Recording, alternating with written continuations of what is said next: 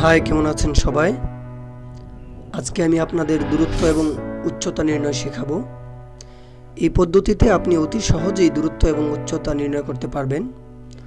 তাহলে চলুন দেখি। দূরত্ব এবং উচ্চতা নির্ণয়ের জন্য আমি প্রথমে একটি গাণিতিক সমস্যা নিলাম।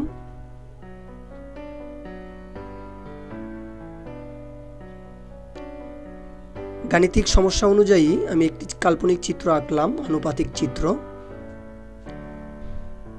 এখানে গাণিতিক সমস্যায় আমাদের উচ্চতা দেওয়া আছে 26 মিটার, উন্নতি কোণ দেওয়া আছে 30 ডিগ্রি। উন্নতি কোণ এবং অবনতি কোণ আমি আমার আগের ভিডিওতে আলোচনা করেছিলাম, সেই ভিডিওটা সবাই দেখে নিতে পারেন। এখানে এই কোণটা 90 ডিগ্রি, এই কোণটা 30 ডিগ্রি, তাহলে এই কোণটা অবশ্যই 60 ডিগ্রি। এখন আমি এই দূরত্বটা এবং এই দূরত্বটা নির্ণয় করা শিখাবো ছোট একটি কৌশলের মাধ্যমে। এটার জন্য আমাকে একটি ছক মনে রাখতে হবে।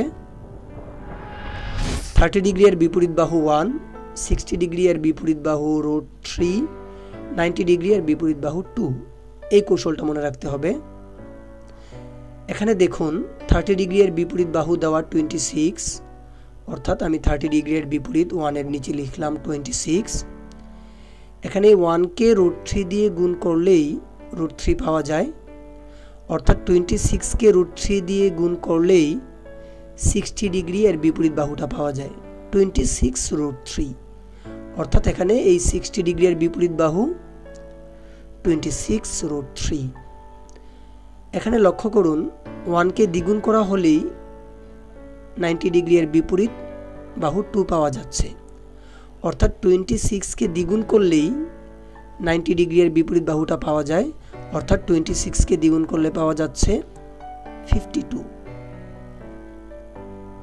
এখানে আমাদের 90 ডিগ্রির বিপরীত বাহু পাওয়া যাচ্ছে 52। ধন্যবাদ সবাইকে। আমার ভিডিওটি যদি ভালো লেগে থাকে তাহলে অবশ্যই সাবস্ক্রাইব করবেন। সাবস্ক্রাইব করার জন্য প্রথমে সাবস্ক্রাইব বাটনে ক্লিক করুন, তারপর এই বাটনে ক্লিক করুন, এখানে টিক চিহ্ন দিয়ে সেভ করুন।